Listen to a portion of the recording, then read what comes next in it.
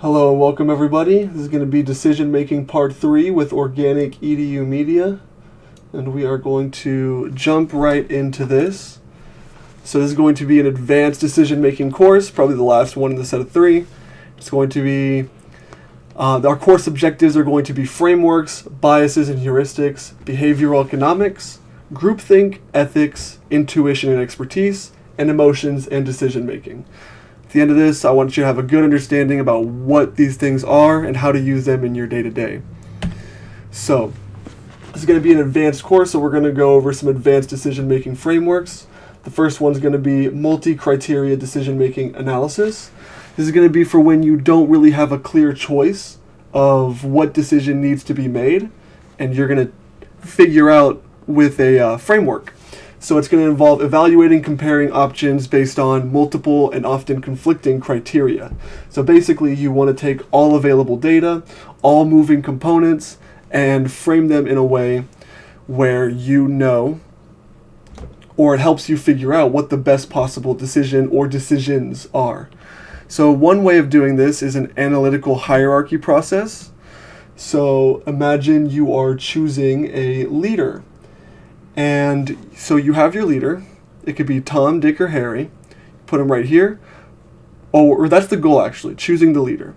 And then your criteria, which would be experience, education, charisma, maybe age, and you see what levels what levels do these specific criteria matter to you, and then you choose the alternatives and you line them up. So here's Tom, Dick, and Harry.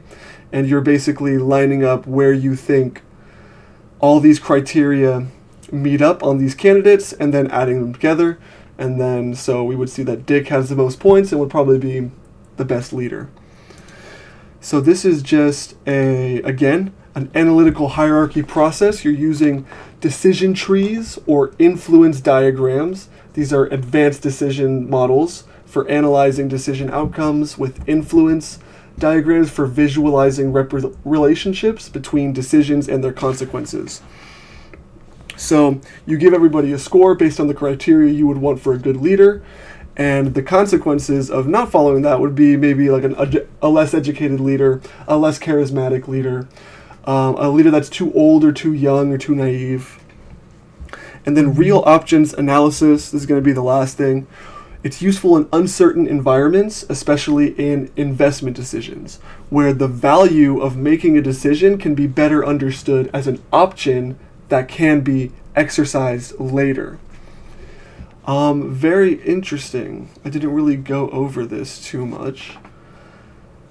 What I think it could mean is that when you are making an investment, maybe you see a company doing really good, or gaining traction in the mainstream, in the trends.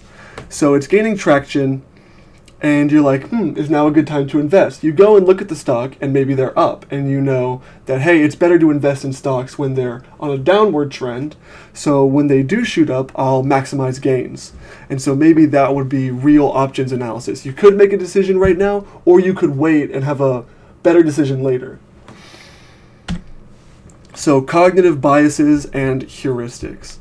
So cognitive biases are systematic patterns of deviation from norm or rationality in judgment. And then heuristics are going to be mental shortcuts or rules of thumb that simplify decision making and problem solving. So what some of the biases, and there's going to be a whole section on biases, so don't worry about that. We will go over that more in a later course. 2 that we'll go over right now are going to be here's a list of them. We have overconfidence bias, okay, pretty self-explanatory. Framing effects, okay, framing it in a worse light than it really is. Anchoring, this is kind of like, you're hinging on a thing. Maybe your idea of your boss, doing good at his job, depends on him not doing what he said he was going to do. That would be an anchoring bias. So a status quo bias, so everything's going with the mainstream or what everybody says you should be doing, and so you should stick to that. confirmation bias. This is reaffirming yourself. This is finding things that confirm your preconceived conclusion. And then the recency effect. I'm not too sure about that one. We can actually look that one up. So 2 that we're going to talk about is availability bias, estimating the likelihood of events based on how easily examples come to mind. So this is kind of like the con side of something that is similarly known as Occam's razor, where it's colloquially known as the most simple explanation is likely the correct one, but it's more so like the one that fits in with all the tangential relating factors is probably the likely one. So you want to avoid things that seem too simple, but you want to go towards things that seem to connect to other things that you know or experiences you've had. There's also a representative bias, so judging the probability of an event based on how similar it is to a typical case or prototype. So we do use this. We use case studies in law, but it might not always be relating or the same factors. So there's many different layers of going through and determining whether decisions were made correctly. You're usually not going to get it on a front news page, right? You're not going to get it within like the headline and like the first 2 paragraphs. There's usually some indictments or some laws you have to look into, especially if you're running a business or corporation, you know. Awesome. So behavioral economics. Oh wait, hold on. We did not go through heuristics. So some heuristics are going to be representative heuristics used to estimate the probability of something by comparing it to a known situation or mental prototype. Okay, so heuristics are kind of like double-edged swords, I guess. Used when anchoring heuristics, used when a company sets a high price for a product before offering a discount, making the discount seem like a bargain. Okay, maybe these aren't too good. I'm not too sure. Maybe we can have a course on heuristics. Familiarity heuristic, used when making quick decisions from a variety of options by choosing something familiar or that you have experience with. Okay, interesting. Admissible heuristics, used in algorithms to estimate the cost of an action from a state to a goal.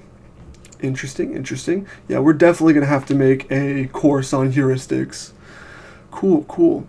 So aesthetic and minimalist design used in UI design to create a visually appealing system that focuses the user's attention by removing clutter. Okay, so I assume heuristics are kind of like these double-edged swords things. So sometimes they're good, sometimes they can be bad. I think biases are generally, especially fallacies, are generally looked at as, bad things that you want to eliminate. So actually maybe not, because it's more natural to have actually no, this is actually a thing so even like an investigator, they're not going to want to have a bias towards their family, or you're not going to want them on the case, because there is going to be a bias. There's all sorts of ways this connects to reality. Behavioral economics. So it's a field of study that combines insights from psychology and economics to understand how people make economic decisions. So prospect theory, how people tend to make decisions based on perceived gains or losses rather than absolute values, and the implications for risk-taking in an uncertain environment. This is an interesting one. This instantly makes me think of Neil deGrasse Tyson talking about Elon Musk, where he's saying, Elon Musk wants to go to Mars like right now, when it's probably not, doable. It's going to cost a lot of money. It's going to cost a lot of lives. And yeah, it would be really cool if we could get to Mars and start colonizing Mars. But in reality, this plan is like 20, 30 years in the making, or needed to be in the making.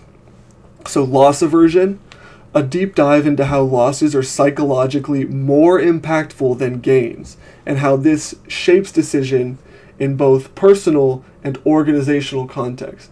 Yeah, that makes sense. People are more willing to spend their money on frivolous things and feel good about it, even after they realize they don't need it, than when they just lose money and don't get anything from it. You know, in reality, both instances you threw away your money or you lost your money, but people are definitely going to think the second one is more impactful. Time inconsistency and hyperbolic discounting. Explore how people tend to favor short-term rewards over long-term benefits, and how this influences long-term planning and investment decisions. Interesting. I mean, yeah, I actually heard someone talking about this the other day. Oops. So, billionaires are bound by one thing that every other human is bound by, and that's time. So, maybe this plays into that. Maybe we can have a whole course on behavioral economics. Yeah, I'm having so many ideas. All right, group decision making. So this refers to a process in which multiple individuals come together, analyze problems, consider alternatives, or choose a course of action. So, some benefits and some challenges to groupthink. Incorporating different viewpoints is one. Can lead to more innovative solutions and a better understandings of the problem. So, more innovation, better understanding, or more broad understanding, or maybe different perspectives to choose from and analyze. So, more data. Okay, but one of the challenges is that differing opinions can sometimes lead to conflicts and infighting. Okay? Similarly, large groups of people tend to have biases and may lead to echo chambers or mentality. So what is an echo chamber? An echo chamber is where you go for basically mass confirmation bias with a bunch of different people who are trying to confirm the same thing you are going to confirm.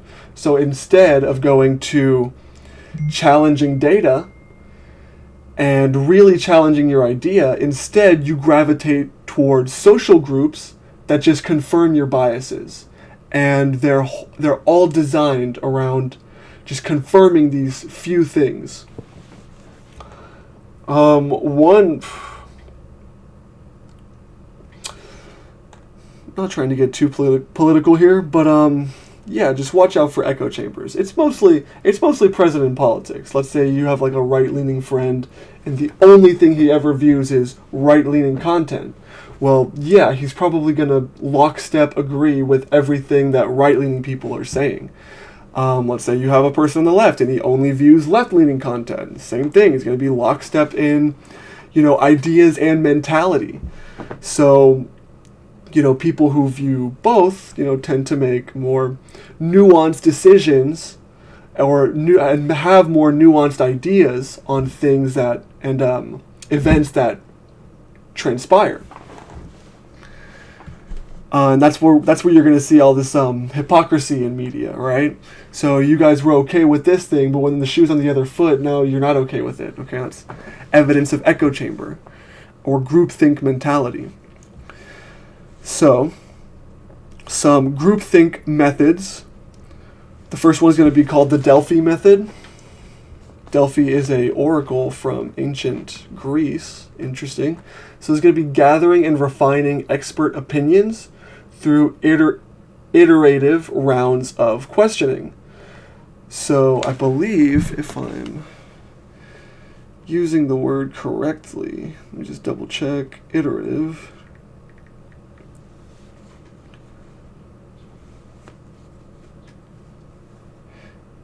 Yes, I believe I am.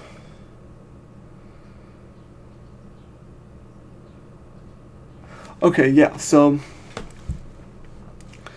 you're going to gather expert opinions, and you're going to refine expert opinions.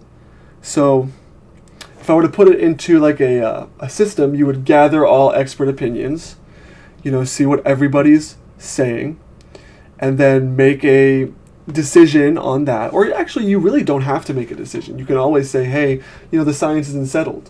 Or, hey, we need more information. That's another decision. That's technically, you're deciding on something. You're deciding you need more information. But you take the next round of data, right? More expert opinions come out, right? And so there's another iteration of data. And so you take that set of data, you compare it as itself, you compare it as itself to the other set of data, and then maybe you can compare them all as a whole. All right, this would be, the Delphi method is very interesting. Group decision making, this is another course we can make. All these things I can make courses on. But honestly, these courses are going to be evolving and expanding, and they're never going to stay one thing, so they'll always be changing. So nominal group technique. This is structuring group decisions to ensure balanced participation. So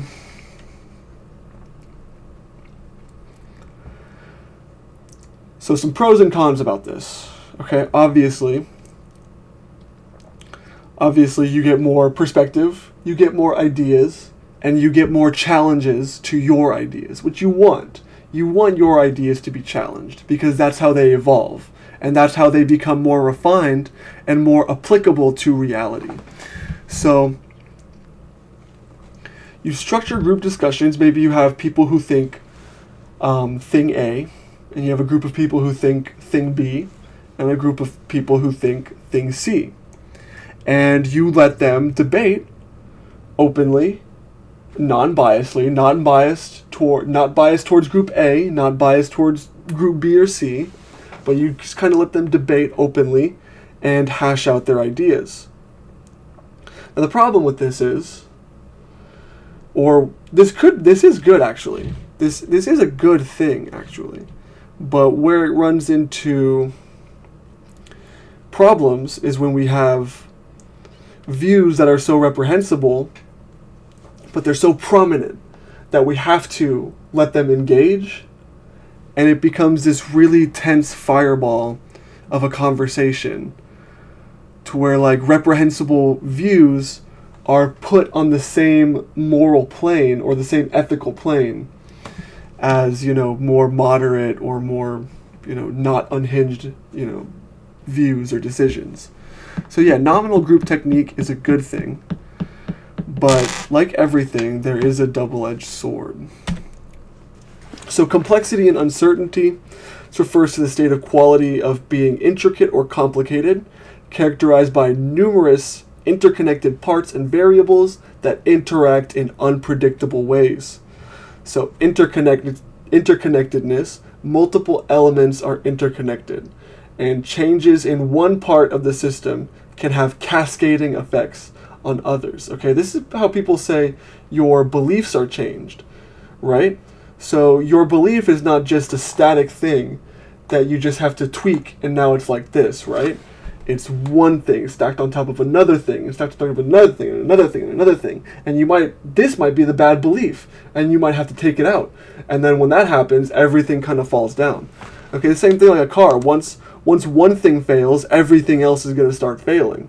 So things are interconnected. I can't remember which course I brought this up in, but concepts are actually interconnected through different activities.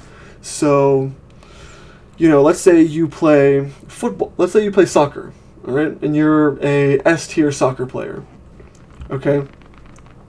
And let's say then you go into frisbee golf, okay? You're just playing frisbee golf for fun against people who don't play sports. Odds are you're still going to beat them at frisbee golf because there's connected concepts that you learned from soccer that you can apply to frisbee golf even.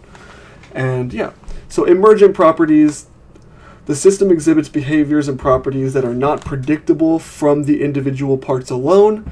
So these are things that come after other things, so contingent things. I believe they call these, what are they called? In philosophy, there's a very specific term for them that Aristotle used.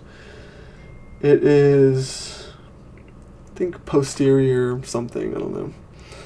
So everything has emergent properties. Let's say you get wood, lighter fluid, and a spark. Emergent property, fire. That's like the most simple way of putting that. Non-linearity. Small changes can produce disproportionately large effects and vice versa. So,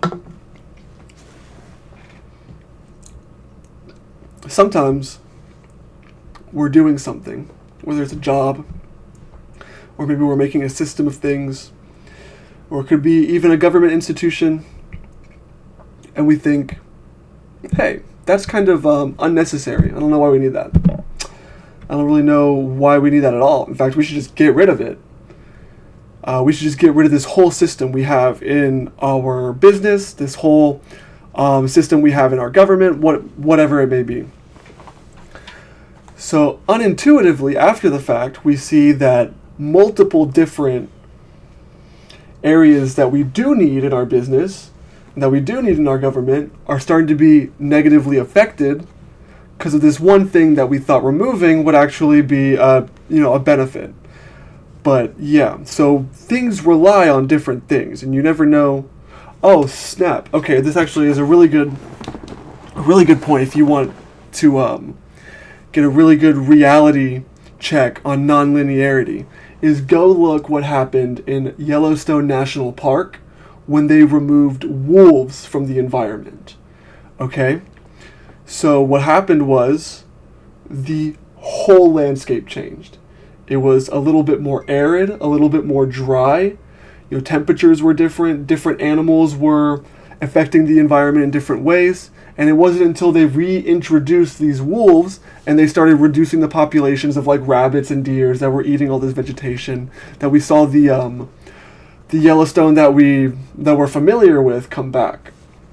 So yeah, definitely check out Yellowstone and wolves if you want to check out nonlinearity. I think that's a really good parallel. Adaptive complex system, or adaptivity, adaptiveness.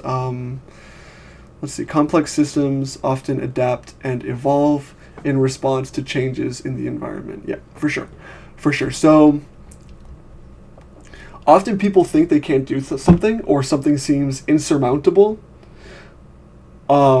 This can flip on a dime. All you have to do is be put in the situation where you have to do this, right? That's all that needs to happen. And then boom, all of a sudden you're going to learn you're going to learn whatever you need to.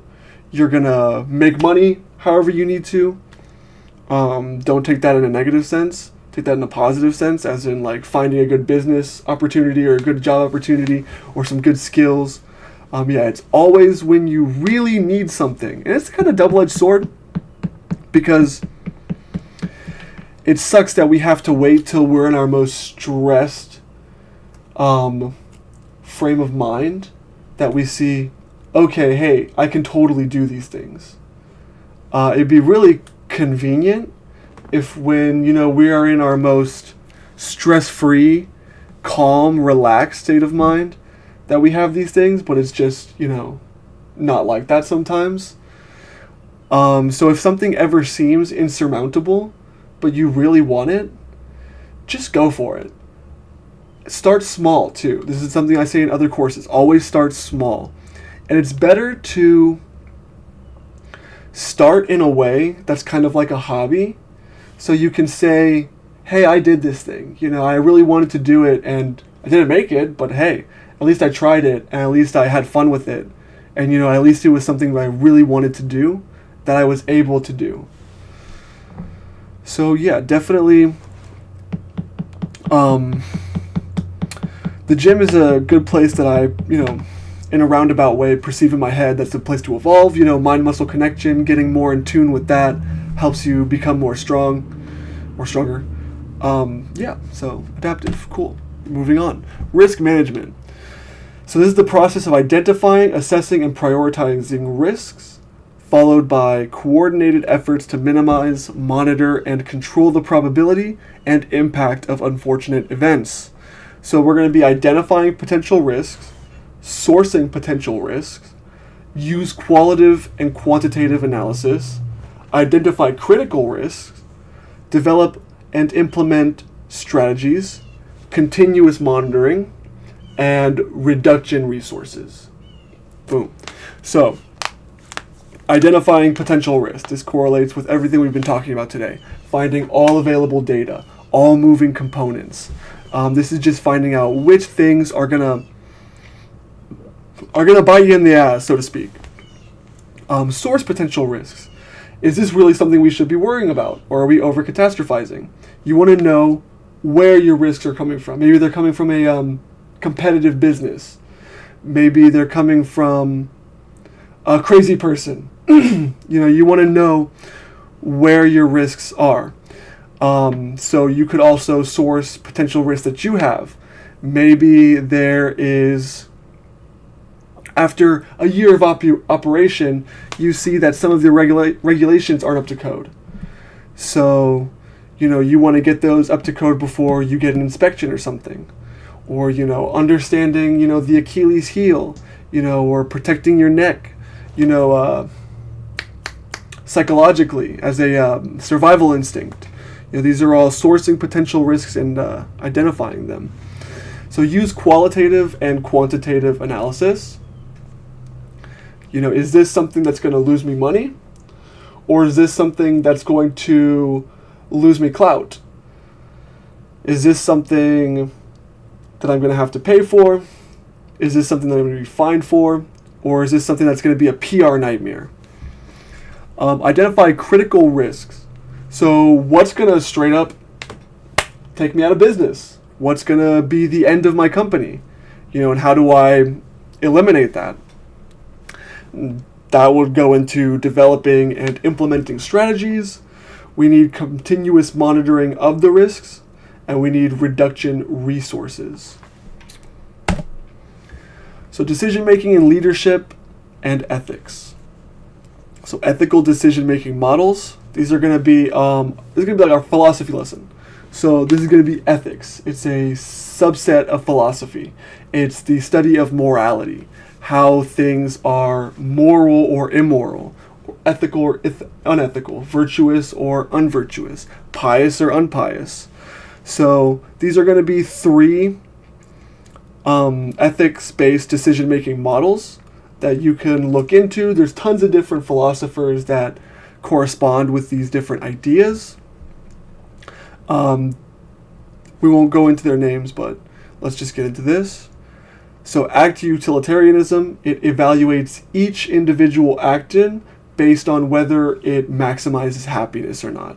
So this is kind of just like the easiest way to explain it, right? It's more so you take a problem and you practically dissect it, and you gather all available data, like I've been talking about. This is actually how I use my decision-making process, or how I feel like I use it. And you're going to find a decision that doesn't screw you over and doesn't screw anybody else over, not unjustly, right? You're not breaking any laws. You're not cheating on anyone.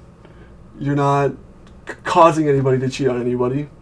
Whatever it may be, Maybe you're finding, as a CEO, the best way to benefit yourself, but also your employees, right? So maybe you go home with 1 yacht instead of 2. So there's also deontological ethics. It's an ethical theory that emphasizes the importance of rules, duties, and obligations in determining the morality of actions. So this would be like doctrines, stuff like religions are kind of deontological. Stuff being intrinsically or universally correct or incorrect is a kind of deontology. Ontology is the study of being. That's a subset of philosophy that goes into the study of how things, the nature of things, what things are, the study of being, them as things. So, what a deontologist says, A deontologist says lying is always wrong, right? Stealing is always wrong, even if someone stole from you, right? Even if someone lied to you. And so this is kind of unfair, actually, because act utilitarianism is a subset of utilitarianism, but I'm going straight into deontology. There are subsets of deontology that work out these kinks, right? So there's philosophers like Kant who have really wild views. We're not going to get into those, though. But, yeah, so people eliminate these wild views by making subsets. And act utilitarianism is a way of eliminating the perceived negatives of utilitarianism. Obviously, what benefits the person, what brings the most benefit to one might not benefit everybody, right? So, virtue ethics. Virtue ethics is an approach to moral philosophy that emphasizes the role of an individual's character and virtues in determining ethical behavior rather than focusing on the consequences of actions or adherence to rules. So, I think virtue ethics is good in law, right? So, someone gets drunk, drives, ends somebody's life. We're going to look at that a lot differently between somebody who, push somebody and then some unforeseen chain of events, it's like the link machine where one thing knocks over the other thing and then a ball falls and it rolls down a thing and then that ends up causing the loss of life of another person. You're going to look at the latter situation in a lot more of an understanding light than you're going to look at the drunk driver situation.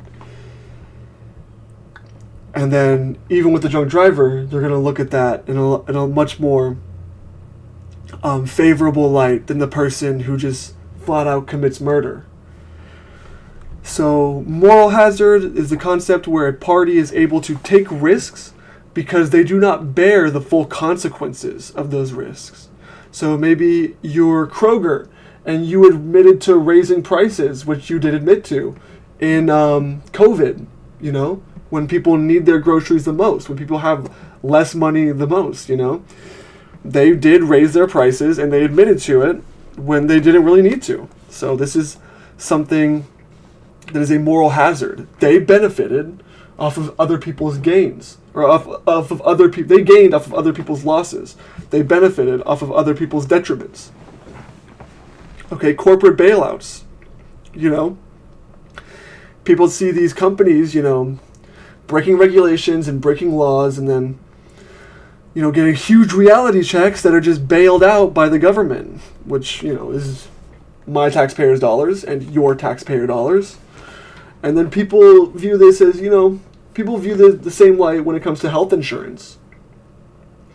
People don't like their lives being in the hands of individuals who are just trying to maximize profit. So I'm not saying private insurance is bad. What I'm saying is a public option would be really, really fantastic. Decision support systems. So, AI and machine learning. This is the new meta. It's what everybody's doing. This is how people are making TikToks. This is how people are making content. This is how people are making courses. This is how people are doing everything, okay? Everything is going to be used with AI. This is how people are making memes now, all right? So the integration of advanced technologies such as AI-driven predictive models and data analytics in decision process, okay? So you can use it to help you study, all right? Well, how does AI help you study? Well, let's say you're in a lecture, you take your notes, you have the content, you take your notes, you have it there, you source your data, okay? You refine your data, you make sure everything sounds good, and then you go into AI, and you can have conversations about it. And then you can get a broader understanding of the different ideas that are out there pertaining to this topic, where you could then go to your teacher and maybe explore some of these new ideas. Because AI does make mistakes.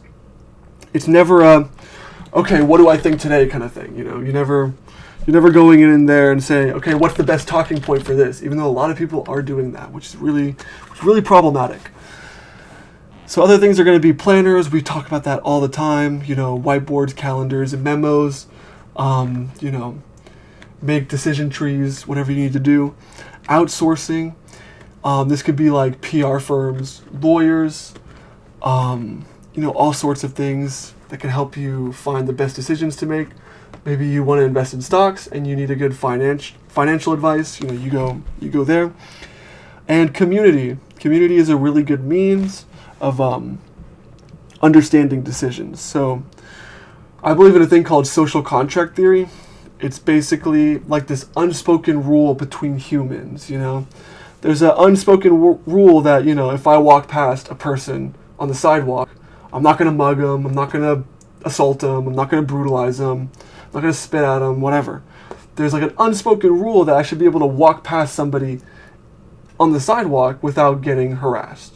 Okay, and these are these like unspoken things that we connect onto and communicate with other people through different cues, through different body language, and nobody really talks about, or I guess some people are a little bit more nervous about other people in this day and age, but yeah, research social contract theory if you want to get my view on community. I think community is really good. I think religions and churches are really good places for people to go and make better of their lives or whatever they need to do, figure out certain things, whatever they need to do. Maybe you go to business meetings or business events or whatever to help figure out more clients or whatever you need to do. Intuition and expertise. Okay, I'm going to rush through this because we're getting a little bit out of time. So intuition refers to the ability to understand or know something immediately without the need for conscious reasoning. Double-edged sword, make sure your intuition's in line and check, no biases. Effective heuristics, maybe. Immediate understanding. Intuitive insights are often immediate and do not involve deliberate or analytical thought. So like a gut feeling or a bad vibe from somebody. Subconscious processing. Intuition relies on the subconscious mind, drawing on past experiences and patterns that the brain has recognized. Non-rational. While intuition is not based on rationality, step-by-step logic, it can still provide an accurate and reliable information, especially in familiar contexts. So yeah, if you're operating on intuition in a field you've been in for maybe 10, 20 years, then yeah, you're probably good on going on intuition. But understand that it is non-rational. Expertise refers to a high level of knowledge, skill, and experience in a particular domain. It is acquired through extensive practice and experience. It's different types of... No, I think that was a different course, actually, yeah. Never mind. So there's deep knowledge. Experts possess a profound understanding of their field, often including both theoretical knowledge and practical skills. So there's like theoretical and applied knowledge. Pattern recognition. Through experiences, experts can quickly recognize patterns and make informed decisions that novices may not see. All right, so if you've been doing something for 5 years, you're going to be able to figure stuff out way easier than somebody who's been in it for like a year. Given that you're working and practicing effectively. Efficiency and accurately. Experts can perform tasks more efficiently and accurately due to their extensive knowledge and refined skills. For the role of emotions in decision making. Emotional intelligence is the ability to understand, manage, and utilize one's own emotions, as well as the emotions of others, in a constructive and beneficial manner. So yeah, you don't want to be overly emotional, you want to be properly emotional, Anger is a double-edged sword, just like, that's like the word of the day. That's the phrase of the day. So, someone's screwing you over and you get angry, and it gets a bunch of people riled up, in support of you, and y'all go through the proper means of handling this, and nobody gets screwed over, and you get your get back. That's good. That's good. But if you get angry, and you get a bunch of people riled up, and they burn the whole place down, that's not good, obviously, right? So, somatic marker hypothesis, Damasio. These are physical sensations such as changes in heart rate, skin conductance, or gut feeling that are linked to emotions and arise in response. Okay, yeah, so this is our response to stimulus, our automatic response to stimulus. Maybe you get clammy hands, maybe you start to sweat, maybe you start to stutter, maybe you start to, shake nervously. They help the brain evaluate potential outcomes of different decisions, by tagging them with emotional significance, effectively acting as shortcuts to help prioritize choices. Affective forecasting, the process by which individuals predict their future emotional states or how they will feel in response to future events. It's a critical aspect of decision making, as people often make choices based on how they expect to feel as a result of those choices. So, wow, 3 new courses I can make. Emotions and decision making is going to be an excellent course idea. We will definitely go over that in another course soon. But that's the end, I believe. Yep. So thank y'all again, and have a great day.